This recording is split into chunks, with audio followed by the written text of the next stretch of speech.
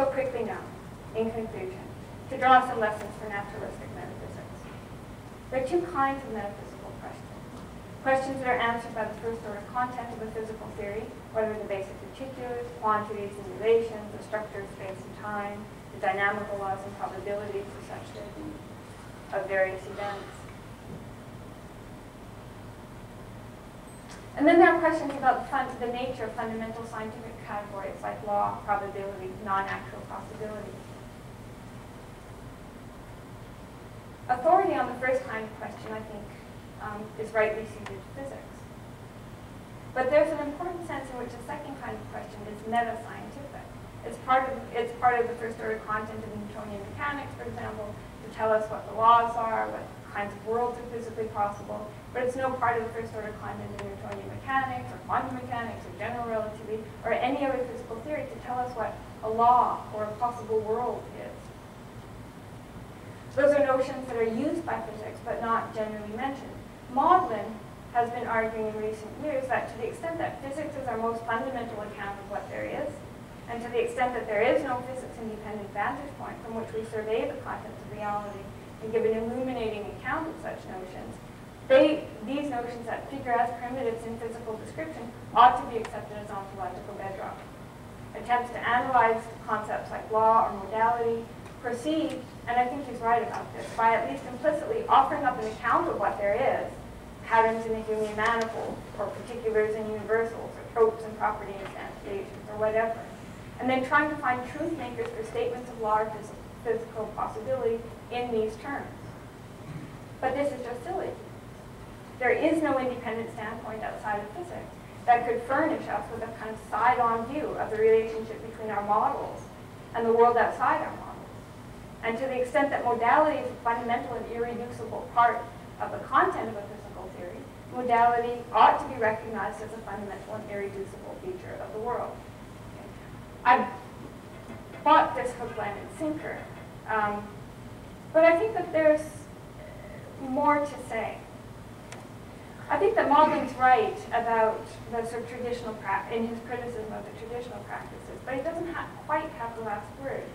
There's a way of addressing these kinds of meta-scientific questions, and indeed I think sort of answering part of the psychological impulse to metaphysics, without presupposing an extra scientific standpoint from which to view the contents of reality and draw truth makers for any putatively truth-bearing claim. There are parts of science that precisely take the interaction between the situated agent and her environment as the object of study. And it is to them that we should look for an interpretation of the structures that are fundamental to physics. If what we want is a side-on view of the relationship between our models and the world outside our models, we shouldn't look for a transcendent standpoint outside of physics. We should look to the human and the cognitive sciences. And I actually see the strategy as implicit in what Dennett is doing, which describe the interaction between the human agent and their environment and examine the role they play in that interaction, the role these fundamental categories play in that interaction. And the question we should raise is not what does some element of theoretical structure represent. That way lies the invention of kind of semantic correspondences. But what does it do? What role does it play in the life of the agent?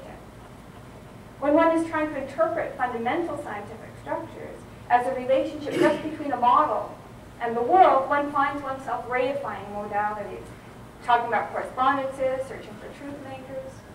When we put the agent back in the picture and look at the role that these structures play in her internal life, the expectation of mirror-like correspondences for every element in a model, corresponding element in reality, is quickly defeated.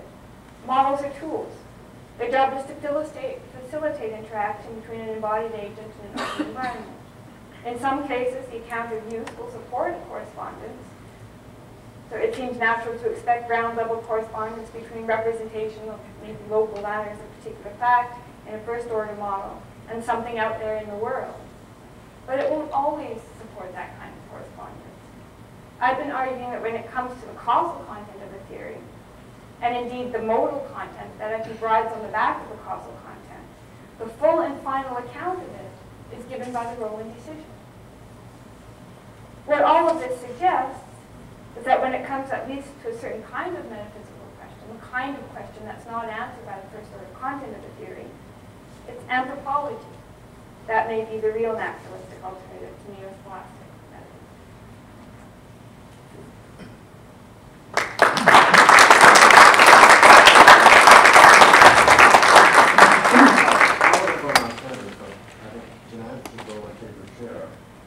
And then you just start a discussion and see what we start with.